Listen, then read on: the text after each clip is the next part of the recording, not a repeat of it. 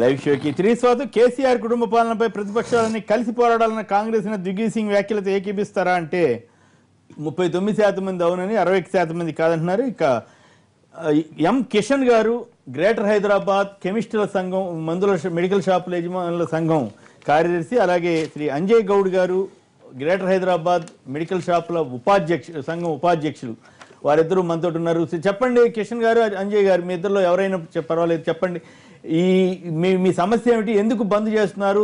సామాన్యులకి చాలా ఇబ్బంది కలిగిస్తుంది కదా మొత్తం దేశవ్యాప్తంగా. ఈ రెండు రాష్ట్రాల్లోనూ ఈ బంద్ వల్ల సామాన్యుడికి మందులు ఈ రోజు కొరత ఏర్పడే అవకాశం ఉంటుంది కదా, మీ సమస్య ఏమిటి?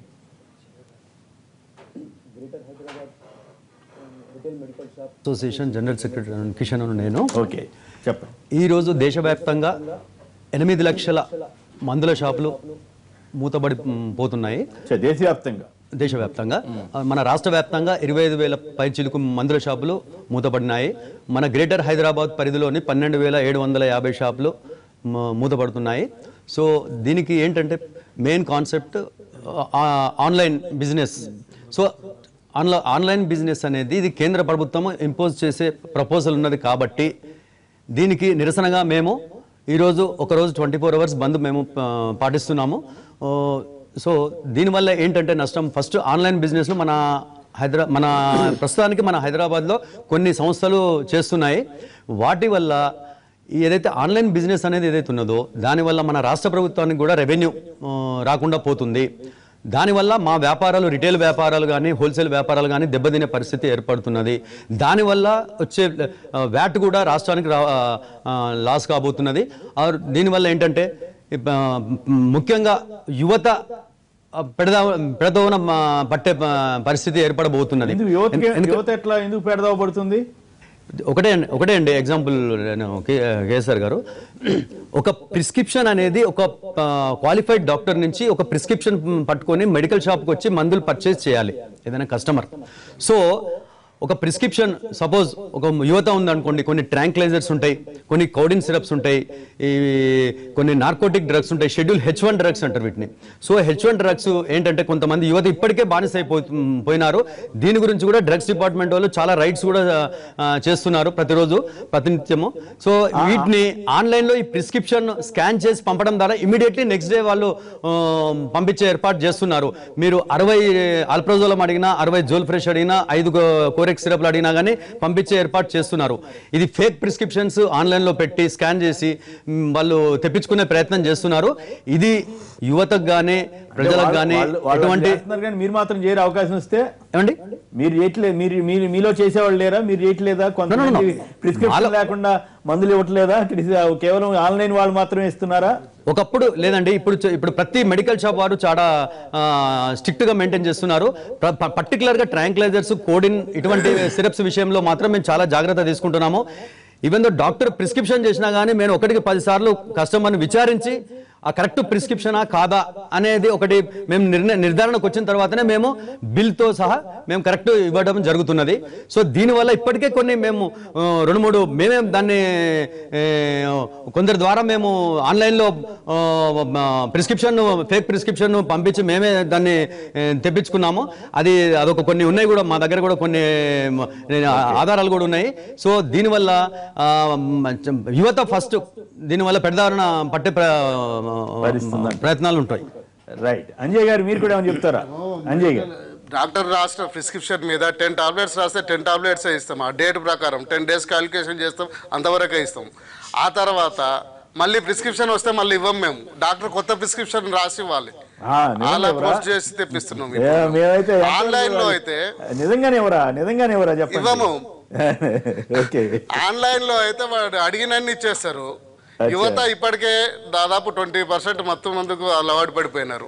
ఈ ఆన్లైన్ వ్యవహారం వలన 50% నాశనం అయిపోతారు. దేశానికే అరిష్టం ఇది.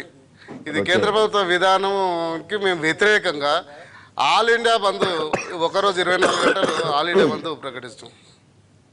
ఓకే, మీరు కూడా డాక్టర్ కదా తులసిరెడ్డి గారు, మీరు వారి వాదంతో ఎంతవరకు ఏకీపిస్తారు? అంటే కేంద్ర ప్రభుత్వం కొంచెం సీరియస్గా ఆలోచించాలి.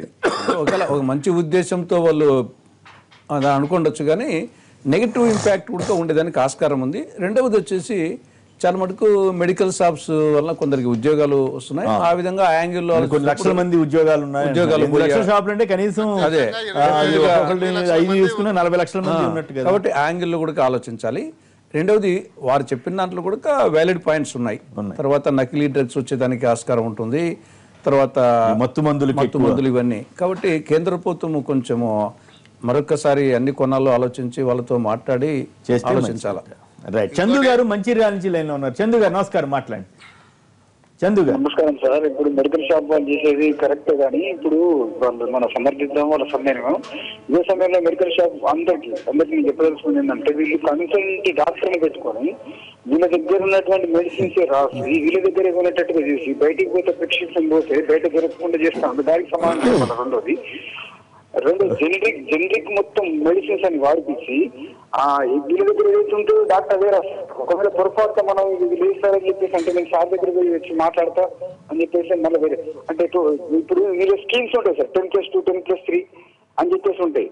అంటే వీళ్ళు సరే ఆన్లైన్ లో మనం సమర్థిస్తాం, మరి వీళ్ళు చేసే తప్పుకు సమాధానం చెప్తే సామాన్య జనం నాశనం అయిపోతారు సార్. గెలవట్లేదు చాలా మంది. చూడండి మీరు ఇంటర్వ్యూ కేసెస్ లో కన్సల్ట్ డాక్టర్ని పెట్టుకుంటారు వీళ్ళు. ఆ డాక్టర్ వీళ్ళ దగ్గర మందులు రాస్తారు, దానికి బంధు మేము చేయడం మాకు చేయరాదా అంటే మంచి ప్రశ్న వేశారు. మీ ఇద్దరులో ఎవరు సమాధానం చెప్తారు? రమణమూర్తి గారు, మన ఆయన పేరుది చందు గారు అడిగిన ప్రశ్నకి మీ ఇద్దరులో కిషన్ గారా అంజయ్ గారు ఎవరు సమాధానం చెప్తారు? చెప్తాను సార్.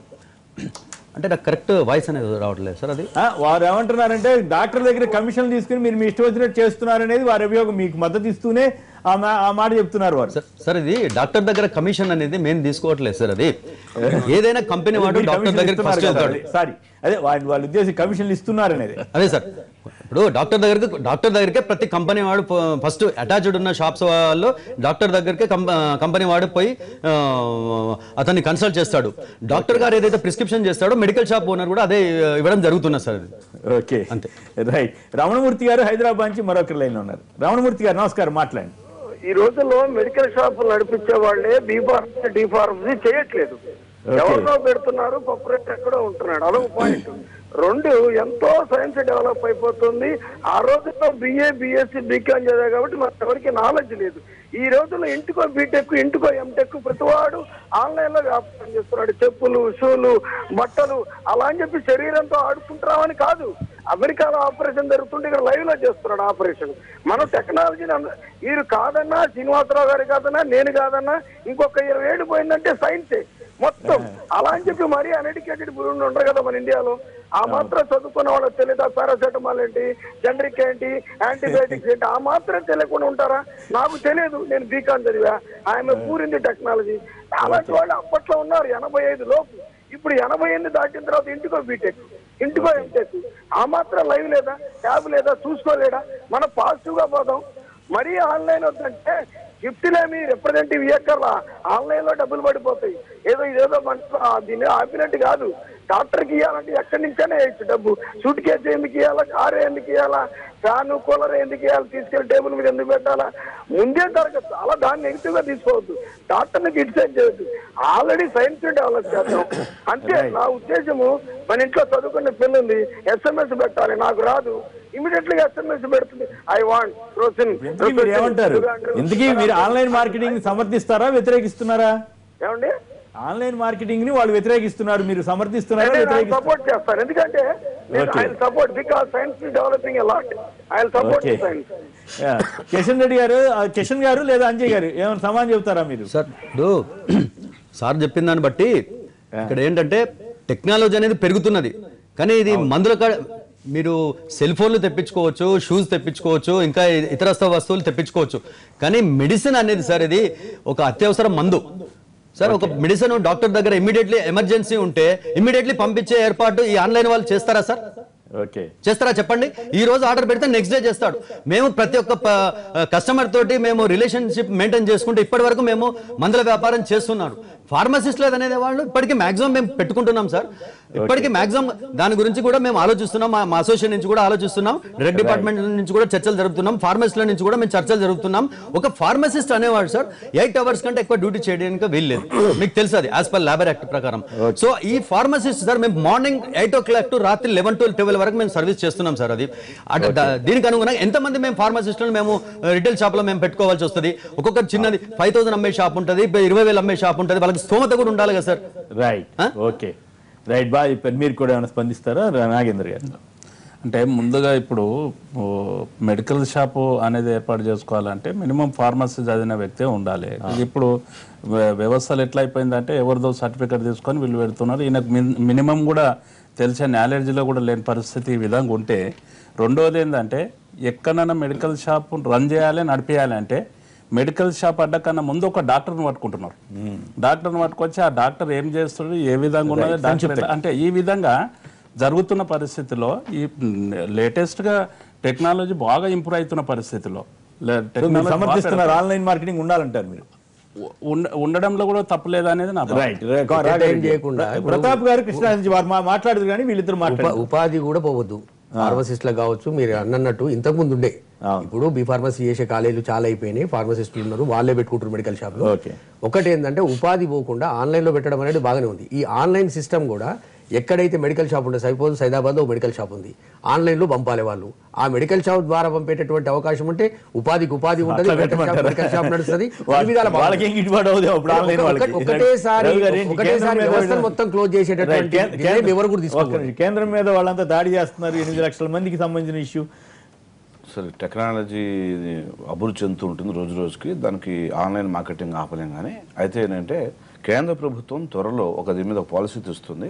హెల్త్ మినిస్టర్ ఆయన దీనికి అంటే చాలా చీప్గా మందుల్ని ప్రజలకి ఉచితంగా కాకుండా చాలా సస్తాగా మందులు సరఫరా చేయాలి. దేశవ్యాప్తంగా అవుట్లెట్లు కేంద్ర ప్రభుత్వం పెట్టబోతుంది.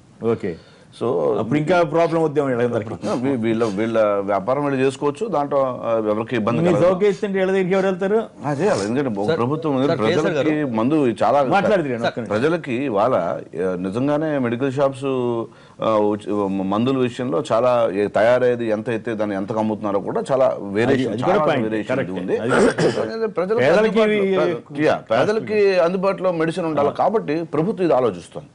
అందరికీ దీనికి ఉచితంగా ఆన్లైన్ మార్కెటింగ్ 80% రద్దు చేయాలంటారు. అట్లయితే అని కాదు, అంటే ఆన్లైన్ మార్కెటింగ్ మీరు ఆపలేరు. అంటే ఒక ప్రపంచ వ్యవస్థ తయారైంది కాబట్టి యూ కెనాట్ ఫోర్స్ ఇట్ కి ప్రభుత్వం దీన్ని ఆపాలా అలా చేయాలంటే వాళ్ళు కూడా దానిలో కలిసిపోయి వాళ్ళు వ్యాపారం దానికి అనుగుణంగా మార్చుకోవాలి. రైట్, ఒక్క నిమిషం. ప్రతాప్ గారు కృష్ణా జిల్లా నుంచి. ప్రతాప్ గారు నమస్కారం, మాట్లాడండి. నమస్కారం కేసీఆర్ గారు. నమస్కారం, మాట్లాడండి ప్లీజ్. ఇప్పుడు రాజకీయ నాయకులు బంధులు పిలుపునిచ్చినట్టు మేము ప్రజలు స్వచ్ఛందంగా మెడికల్ షాపులు బంద్ చేయకపోయినా ఆ రోజు మేము పెట్టుకొని మేమే ఎంకరేజ్ చేస్తున్నాం సార్. మెడికల్ షాపులకి మినహాయింపిస్తున్నాం. అందుకనే మెడికల్ షాపులు కూడా ఆన్లైన్ సిస్టమ్ వచ్చి మంచిదే సార్. కొన్ని ప్రాబ్లమ్స్ తీరుతాయి పల్లెటూరులో, అక్కడెక్కడ కొంచెం ప్రాబ్లమ్లు తీరుతాయి సార్. వాళ్ళు కూడా దయచేసి ఆలోచించుకోవాల్సిందిగా మనం చేస్తున్నాం. కిషన్ గారు, మొత్తం మీద ఆన్లైన్ మార్కెటింగ్ వ్యవస్థ మీద మీరు చెబుతున్నంత ఆందోళన మీకు ఆందోళన కలిగిస్తుందేమో కానీ జనంలో అంత ఆందోళన ఉన్నట్లేదు. కిషన్ గారు, సార్ మీకు ఎగ్జాంపుల్ చెప్తాను సార్. ఆన్లైన్ బిజినెస్ లో ఒక ప్రిస్క్రిప్షన్ లో సార్ కొంతమంది డాక్టర్ ప్రిస్క్రిప్షన్లు ఈవెన్ దో మేము ఎక్స్పీరియన్స్ ఉన్న మెడికల్ షాప్ లో యజమానులకే కొన్ని అర్థం కావు. దీన్ని స్కాన్ చేసి పంపడం వల్ల సార్ మీకు ఒక ఎగ్జాంపుల్ సార్, మొన్న ఒక 15 days బ్యాక్ ఇక్కడ ఒక ఆన్లైన్ సంస్థ, ఏదైతే ముఖ్యమైన ఆన్లైన్ సంస్థ, ఒక సెట్ టాబ్లెట్స్ రాసి ప్రిస్క్రిప్షన్ పంపిస్తే ఒకామెట్ టాబ్లెట్స్ ఇచ్చారు సార్. అది ఒకాసెట్ అనేది cetirizine tablet, anti allergy tablet. Okamet అనేది ఏంటి, అది షుగర్ కి సంబంధించిన టాబ్లెట్. అది ఆ టాబ్లెట్ ఆ వ్యక్తి వేసుకున్న తర్వాత అతని పరిస్థితి ఏంటిదో చెప్పండి మీరు. కానీ రూల్ ప్రకారం ప్రిస్క్రిప్షన్ క్యాపిటల్ లెటర్స్ లో రాయాలి కదా. కానీ ఇప్పుడు రాస్తున్నారా సార్? డాక్టర్స్ గారు కూడా మేము రిక్వెస్ట్ చేశాము. ఇది కూడా మన సుప్రీంకోర్టు నుంచి ఒక నోటిఫికేషన్ జారీ అయింది, బిగ్ లెటర్స్ లో రాయాలని, క్యాపిటల్ లెటర్స్ లో రాయాలని. కానీ ఏ డాక్టర్ కూడా దీన్ని పాటించట్లేదు సార్. కొన్ని ప్రిస్క్రిప్షన్స్ ఈవెన్ దో మాకే అర్థం కాని పరిస్థితిలో ఉంటాయి సార్. ఆ ప్రిస్క్రిప్షన్ ఆన్లైన్ లో పెడితే అక్కడ ఏం అర్థం కాని వాళ్ళు ఆన్లైన్ లో ఏదైతే వ్యాపారం చేస్తున్న వాళ్ళు ఒక మెట్ కు ఒక సెట్ కి ఎంత డిఫరెన్స్ ఉంటుంది సార్ అంటే, ఒక set is anti allergy drug, ఒక మెట్ షుగర్ టాబ్లెట్. అది వేసుకున్న తర్వాత అతని పరిస్థితి ఏమైందో తెలుసా సార్? అతనికి 50,000 రూపాయల బిల్ అయింది ఒక కార్పొరేట్ హాస్పిటల్ చేస్తే. ఓకే, ఇవన్నీ ప్రమాదాలు ఉన్నాయి కాబట్టి ఆన్లైన్ మార్కెటింగ్ ఎట్లా మరి? ఇప్పుడు టెక్నాలజీ వచ్చింది, శాస్త్ర సాంకేతిక విజ్ఞానాన్ని మనం దూరం చేసుకోలేము. దీనికి ఎక్కడో పరిష్కారం కనుక్కోవాలి.